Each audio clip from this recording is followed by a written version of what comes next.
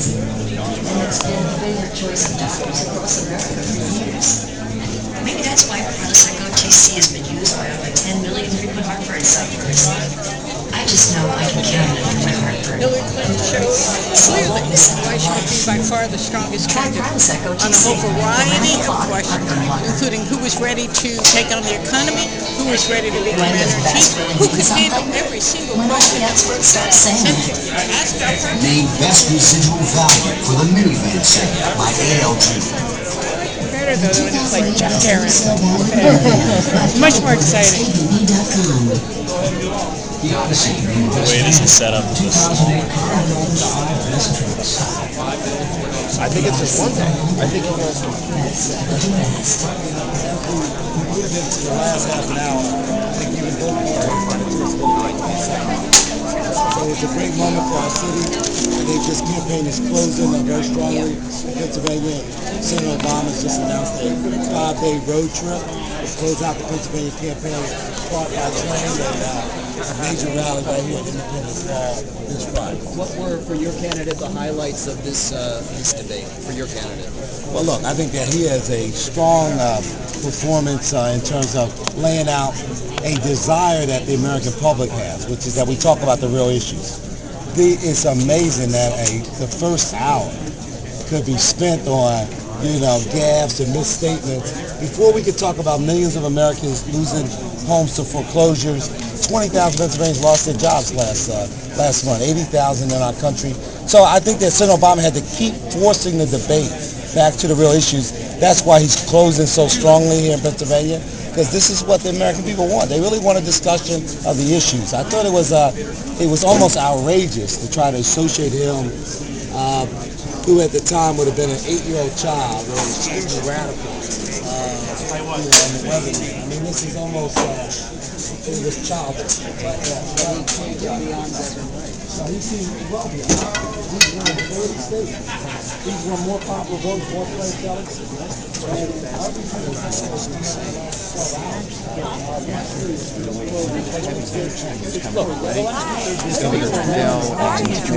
About policy from Iraq. She had it right.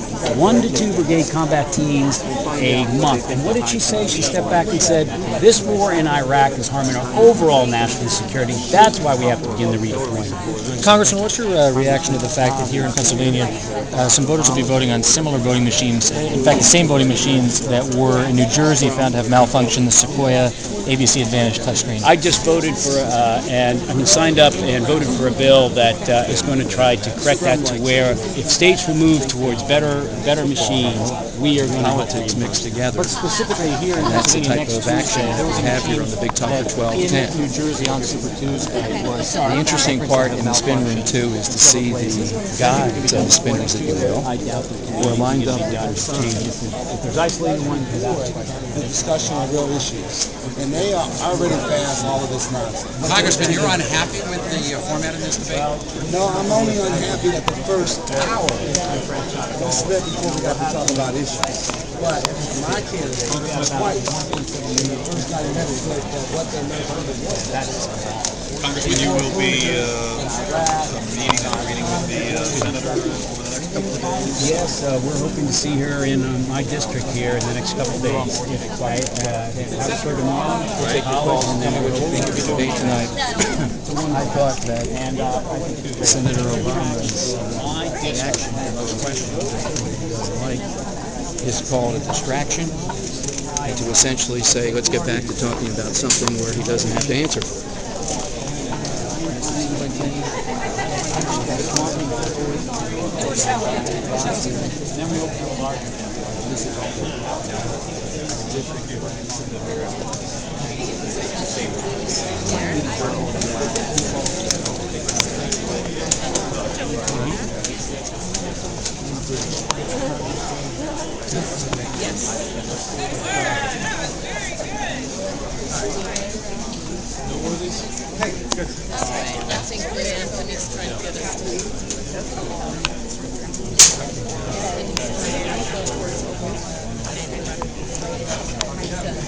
Well, I think he was very much on his heels the entire day. But he had a very difficult time answering these questions. I'm going to steer you over here if you don't mind, because I can see them where they're going.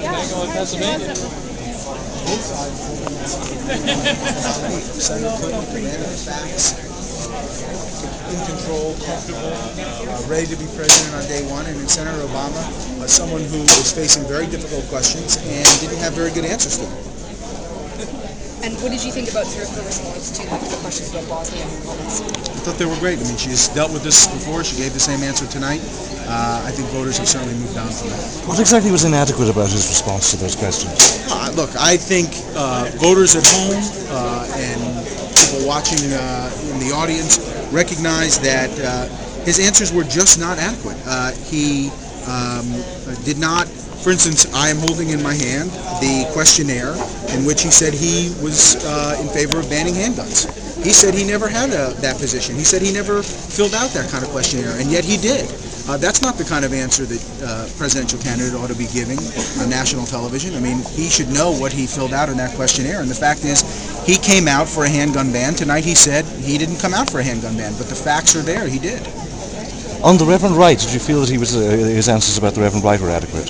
You know, I think voters in the end will have to make up their mind. I certainly think that his initial answer. Where are the rest of the Silly content.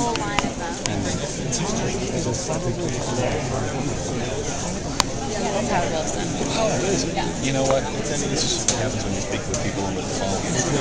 I can hear you now.